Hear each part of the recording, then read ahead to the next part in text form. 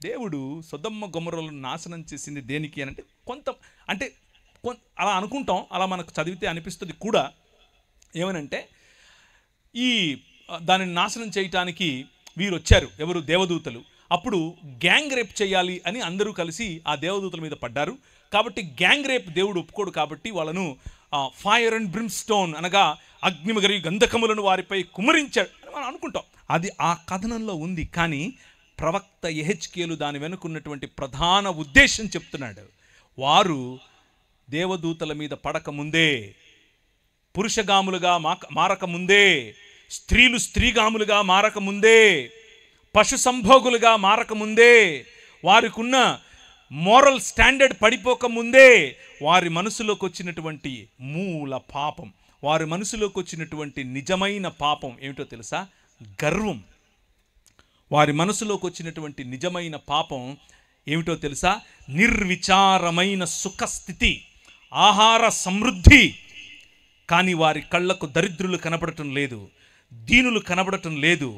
అహంకరించి హేయక్రియలు చేయటం, అహంకారం.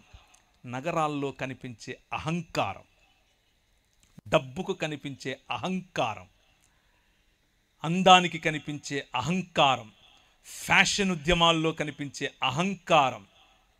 అందం తప్ప? నో. దేవుడు అందాన్ని చేశాడు, నీ శరీరాన్ని అందంగా చేసింది ఆయనే. డబ్బు తప్ప? కాదు. సకల సృష్టికి, సృష్టిలో ఉన్న సకల సమృద్ధికి ఆయనే కారణభూతుడు. నిర్మాణం తప్ప? నో. ఆయన నీకంటే గొప్ప నిర్మాణకుడు. భూమ్యాకాశములనే ఆలయాన్ని ఆయనే నిర్మించాడు. ఏంటి తప్పుక? వీటిని చూసుకుని నువ్వు మదమెక్కుతున్నావే, అది తప్పు, అది తప్పు. అందుకు నా దృష్టికి హేయక్రియలు చేసింది కనుక నేను దానిని చూచి వారిని వెళ్ళగొట్టి తిని. అయితే ఆ నగరాల్లో ధనం, జ్ఞానం, సొమ్ము, గర్వం, బీదల పట్ల న్యాయం చెయ్యలేని తనం, గర్వం, మానవత్వం, అన్యాయం కనిపిస్తూ ఉంటే అబ్రహాము లేచి నిలబడి ఇప్పుడు మాట్లాడుతున్నాడు. ఇప్పుడు మన ప్రభు అయిన మన దేవునికి ఉన్నటువంటి హృదయాన్ని మీ ముందుంచుతాను. నగరాల పట్ల, మానవ నిర్మితాల పట్ల, మానవ సివిలైజేషన్స్ పట్ల, మానవ సంస్కృతుల పట్ల, మానవ ఈ సమాజముల పట్ల దేవునికి ఉన్నటువంటి మనస్సు మీకు చెప్తాను. ఆయన మనతో సంభాషించాలనుకుంటున్నాడు. ఆయన మనం ఏదైనా చెబితే వినాలనుకుంటున్నాడు. ఆయన మనతో కలిసి నిర్ణయం తీసుకోవాలనుకుంటున్నాడు.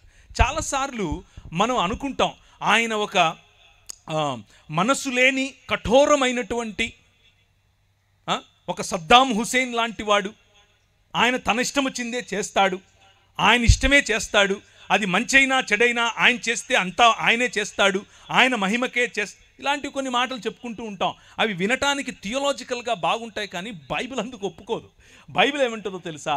ఆయన నీకు భూమిని ఇచ్చాడు. 115వ కీర్తన 16వ వచనం, ఆకాశములు యెహోవా వశము, భూమిని ఆయన నరులకిచ్చాడు. మీతో మాట్లాడతాడు. ఇంతకు నీకు ఇచ్చాను కదా, నువ్వేం చేయాలనుకోడు? సరే నువ్వు చెప్పు. అబ్రహామా, నా స్నేహితుడివి నువ్వు, నీకు చెప్పకుండా నేను ఎలా చేస్తాను? నువ్వు చెప్తాను, నీతో మాట్లాడతాను, చెప్పు అని అంటే ఒక మధ్యస్థ ప్రార్థన చేయటానికి అబ్రహాము నిలబడ్డాడు. ఇప్పుడు అబ్రహాము హృదయం చూడండి. దేవుని హృదయం ఏమో మనిషితో కలిసి పనిచేయాలని, మనిషిని కూడా తన బాటలోనికి తీసుకుని రావాలని, తన హృదయమును తెలిసిన వారిని ఆయన నడిపించాలనుకుంటున్నాడు. ఇప్పుడు అబ్రహాము ఆయనతో అంటున్నాడు, ఒక్క 40 మంది ఉంటే ఎహెత్తవా? ఈయన బార్గెయిన్ చేయాలనుకుంటున్నాడు. ఈయన ఏమంటున్నాడు? ఈయన బేరమాడాలనుకుంటున్నాడు. కానీ దేవునిలో ఉన్నటువంటి 2 గుణాలను ఆయన టార్గెట్ చేస్తున్నాడు. ఒకటి దేవుని తీర్పు, దేవుని న్యాయమైనటువంటి తీర్పు. వాళ్ళు గర్వాంధులయ్యారు, వాళ్ళను చంపటం న్యాయం. దేవుడు న్యాయమైన తీర్పరి. కానీ దేవుడు కనికరము చూపేవాడు, కనికరం చూపిస్తాడు. ఈ మధ్యస్థ ప్రార్థనలో నేను దేవుని కనికరాన్ని ఎందుకు అడగకూడదు? ఒక్క 40 మంది ఉంటే వదిలేస్తావుగా, ఒక్క 30 మంది ఉంటే వదిలేస్తావుగా, ఒక్క 20 మంది ఉంటే వదిలేస్తావుగా, ఒక్క 10 మంది అని చెప్పి ఆగిపోయాడు అక్కడ. ఎందుకు అని అంటే బార్గెన్ చేయాల్సిన అవసరమే లేదు. ఆయన 40 అంటే ఇచ్చేస్తా, చెప్పు ఉన్నారా? 30 తీసుకో, నో ప్రాబ్లం. 10 నో ప్రాబ్లం, నేను చంపను అని అంటే ఇక ఈయన గమ్మునైపోయాడు. ఎందుకంటే ఆయనకు అర్థమైపోయింది, ఈయన నేను ఆయన హృదయంలో నుంచి కరుణను లోడుకొని తీసుకోవాల్సిన అవసరం ఏమీ లేదు. ఆయన కరుణామయుడు. చేతులెత్తి హల్లెలూయా చెప్పండి.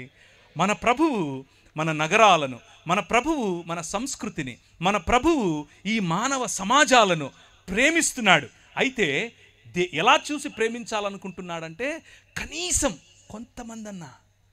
కొంతమంది చేసిన పాపం, కొంతమందికి వచ్చినటువంటి గర్వం, కొంతమందికి వచ్చినటువంటి అహం కారణంగా నగరాన్ని నాశనం చేయటం ఎంత సులువో, ఎంత నిజమో, ఎంత న్యాయమో, కొంతమందికి ఉన్నటువంటి తగ్గింపు, కొంతమందికి ఉన్నటువంటి నిజమైన మానవత, కొంతమందికి ఉన్నటువంటి కరుణ, కొంతమందికి ఉన్నటువంటి తన పొరుగు వారిని ప్రేమించే ఆలోచన ఉంటే ఆయన క్షమించటానికి, నీ నగరాన్ని క్షమించటానికి, నేనున్న నగరాన్ని క్షమించటానికి, ఆ ఛత్తీస్గఢ్ను క్షమించటానికి ఆయన.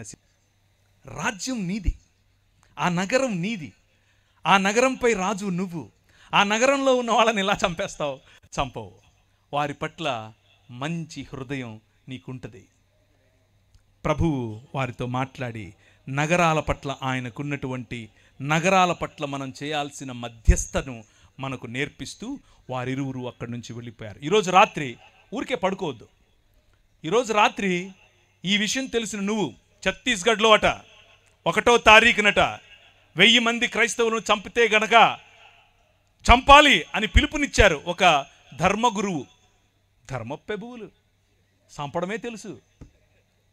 ఈ రాజు, నీ రాజు, ఈ రాజుకు చంపటం కాదు, కమ్ రా అని మరణాన్ని ఆలింగనం చేసుకోవటం నేర్పించాడు. హల్లెలూయా. ఏం ఆలింగనం చేసుకోవటం నేర్పించాడు?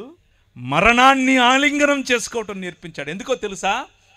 సొదొమ గొమొర్రా పట్టణాలకు భవిష్యత్తు లేదు, కానీ ఆ రాజ్యంలో అయినా, ఈ రాష్ట్రంలో అయినా క్రైస్తవ సమాజానికి భవిష్యత్తు ఉంది. ఏంటా భవిష్యత్తు? పునరుత్థానం.